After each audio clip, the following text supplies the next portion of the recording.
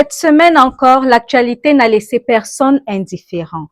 Mais au-delà des grands titres et des faits marquants, des millions de fidèles musulmans à travers le Cameroun et le monde célèbrent depuis mercredi dernier la Tabaski, fête de foi, de partage et de solidarité. Entre prières, rassemblements familiaux et gestes de cœur envers les plus démunis, cette célébration rappelle l'importance du vivre ensemble dans une société en quête d'unité et d'espérance. Retour en quelques minutes sur les faits qui ont marqué l'actualité cette semaine. La Fondation camerounaise des consommateurs salue la décision de l'Agence de régulation des télécommunications de geler la mesure de déconnexion des téléphones non dédouanés initialement prévue pour le 25 mai 2026. Pour l'Organisation des défenses des consommateurs, cette décision constitue un soulagement pour de nombreux usagers et traduit une volonté d'apaisement face aux inquiétudes suscitées par cette opération à l'échelle nationale. Le Comité national olympique et sportif du Cameroun tient son nouveau président par intérim.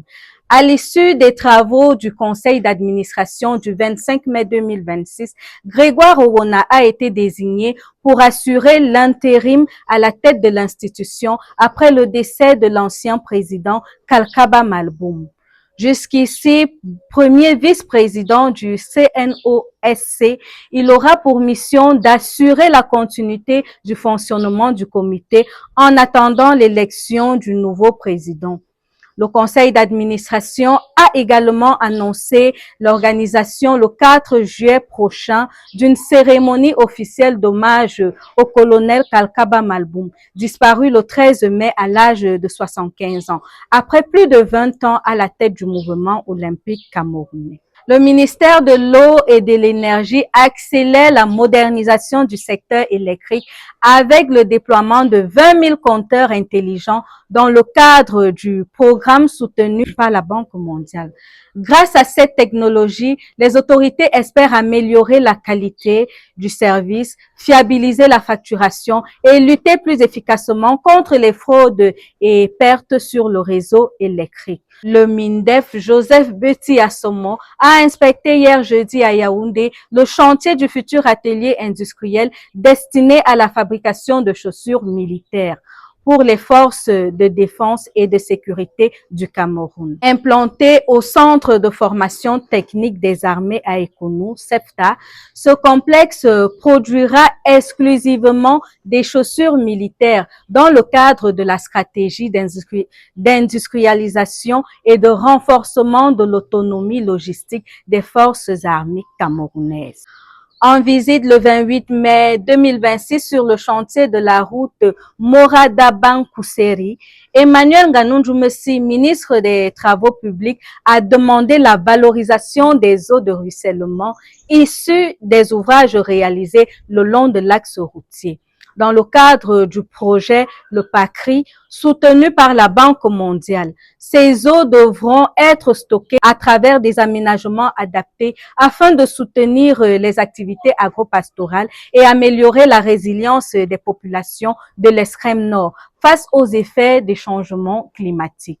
Emmanuel Ngannou-Djoumessi a constaté ce 29 mai l'évolution des travaux de réhabilitation de la section Maroua-Motoroa. Le chantier enregistre plusieurs avancées, notamment l'exploitation de la carrière de Tagalaï, la mise en service de la centrale d'enrobage ainsi que la poursuite des travaux de terrassement et des ouvrages hydrauliques.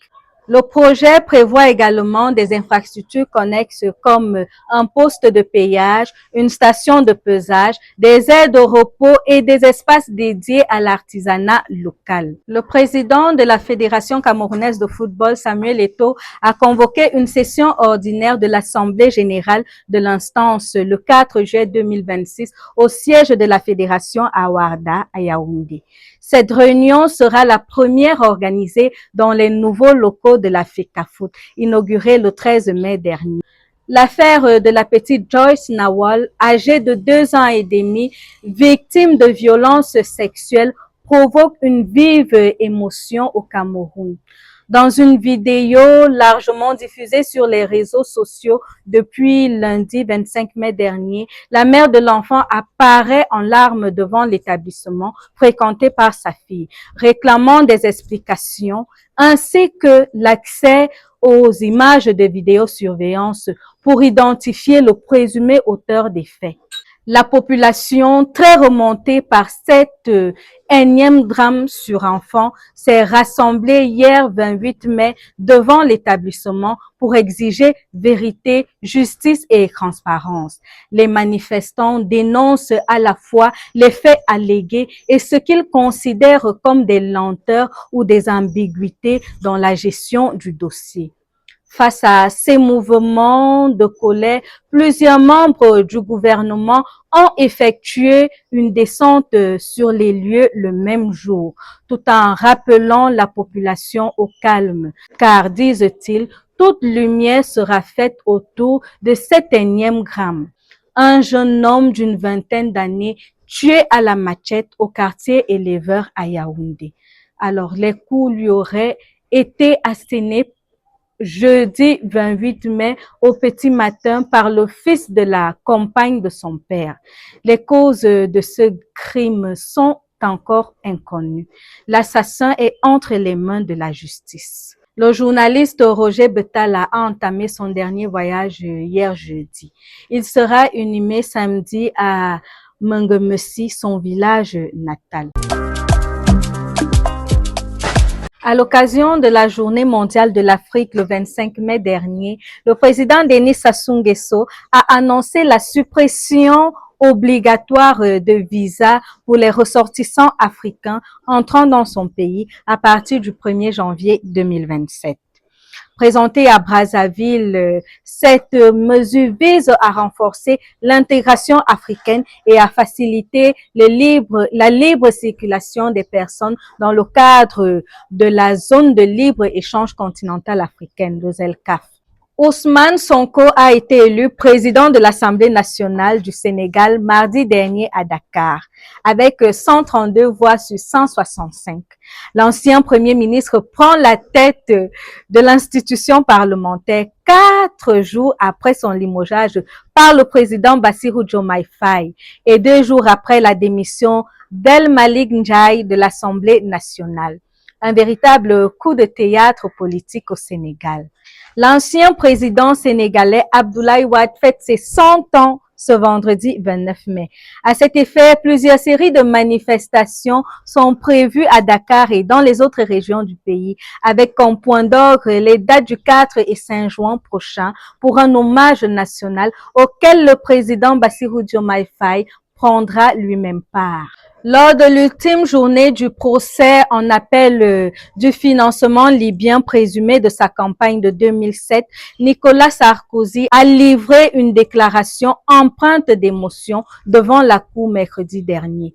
L'ancien président français a confié avoir été profondément marqué par les accusations entendues durant ce procès, évoquant la difficulté de subir sans rien dire. Il devra désormais attendre la décision de la justice prévue le 30 novembre prochain. Internet de retour en Iran. L'accès à Internet a été partiellement rétabli en Iran mardi 26 mai 2026, après une coupure quasi totale de 3 mois environ, suite à la guerre israélo-américaine déclenchée depuis le 28 février de cette année. Pour le moment, c'est encore un rétablissement partiel. Trump affirme qu'aucun pays ne contrôlera le détroit d'Ormuz. Mercredi dernier, le président américain Donald Trump a déclaré que le détroit d'Ormuz serait ouvert à tous et ne serait contrôlé par aucun pays, quel que soit l'accord conclu avec l'Iran. Il dit clairement, nous le surveillerons, mais personne ne le contrôlera. Israël a de nouveau frappé le Liban mercredi dans les abords de la ville côtière méridionale de Tyr, après un appel à évacuer le Hezbollah pro-iranien, faisant lui état de combat direct avec l'armée israélienne dans le sud. Malgré la trêve en vigueur depuis le 17 avril, Israël a annoncé lundi intensifier ses opérations au Liban. avant une réunion militaire entre les deux pays prévue vendredi au Pentagone. De nouvelles sessions de négociations sous parrainage américain annoncées les 2 et 3 juin prochains. L'armée américaine a mené de nouvelles frappes dans le sud de l'Iran. Selon un responsable américain, les gardiens de la révolution iranienne ont annoncé jeudi 28 mai avoir visé une base américaine. Ces affrontements sont les plus graves depuis le début du cessez-le-feu. Des militaires libanais et israéliens tiennent ce vendredi une première réunion à Washington, dans laquelle Beyrouth réclame en priorité l'arrêt des frappes israéliennes qui s'intensifient dans le sud du pays. Et pendant que l'actualité continue de battre son plein, les regards des amoureux du football seront tournés demain vers Budapest pour la grande finale de la Ligue des champions de l'UEFA entre Paris Saint-Germain et Arsenal FC. Une affiche prestigieuse, des millions de supporters en haleine et une seule équipe au sommet de l'Europe. C'était tout pour l'essentiel de l'actualité de cette semaine. L'information continue et nous aussi. Restez connectés sur OTV4.